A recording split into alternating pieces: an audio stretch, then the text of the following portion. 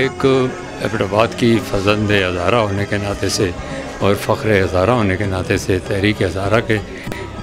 بہترین اعلیٰ کردار کے مالک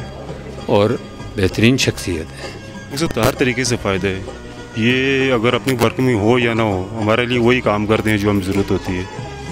یہ بے مثال قسم کے لیڈر ہیں، انشاءاللہ پہلے بھی جیتے ہیں، انشاءاللہ اس دفعہ پھر جیتے گئے۔ بسم اللہ الرحمن الرحیم۔ انشاءاللہ مجھے امید ہے کہ اللہ پاک ہمیں ضرور کامیابی دیں گے، اور میں اس سے پہلے بھی ایم پی اے رہا ہوں۔ میں نے اپنے اس دور میں بھی شاندار ترقیاتی کام کیے، پرٹیکولرلی ایجوکیشن سیکٹر میں ہم نے بہت سے کام کیے تھے، سکولز بنائے، اور کمیونیکیشن سیکٹر میں ہم نے روڈز بنائے، جہاں بجلی تھی بجلی دی۔ اب بھی انشاءاللہ اللہ نے ہمیں کامیابی دی تو میرا مین دو چیزوں پہ فوکس ہے۔ ایک تو میری تمام تر ایفرٹس جو ہیں اسمبلی میں اور اسمبلی کے باہر بھی صوبہ ہزارہ کے قیام کے لیے رہیں گی، اور نمبر 2 جہاں اور ترقیاتی کام ہمارے ذہن میں ہے، مین چیز جو ہے میرے ذہن میں نوجوانوں کا روزگار، کہ میں اس کے لیے ایڑی چوٹی کا زور لگاؤں گا، اور گورنمنٹ سیکٹر میں بھی اور پرائیویٹ سیکٹر میں، اور ڈفرینٹ طریقوں سے لائک کاٹیج انڈسٹری کو لانے کی کوشش کریں گے، قالین بافی کے پہ کام کیا جا سکتا ہے،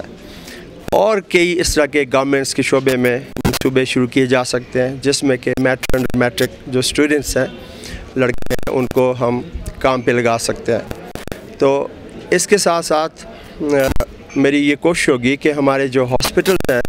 ان کی بری حالت ہے اس حالت کو ہم بہتر بنائیں۔ اس کے علاوہ ہمارے جو تعلیمی ادارے ہیں گورنمنٹ سیکٹر میں ان کی حالت کو بہتر بنائیں، اور اس کے علاوہ ایبٹ آباد کی بائی پاس روڈ جو ہے وہ اس کی سخت ضرورت ہے۔ ایبٹ آباد بائی پاس روڈ کے لیے ہماری ایفرٹس ہوں گی،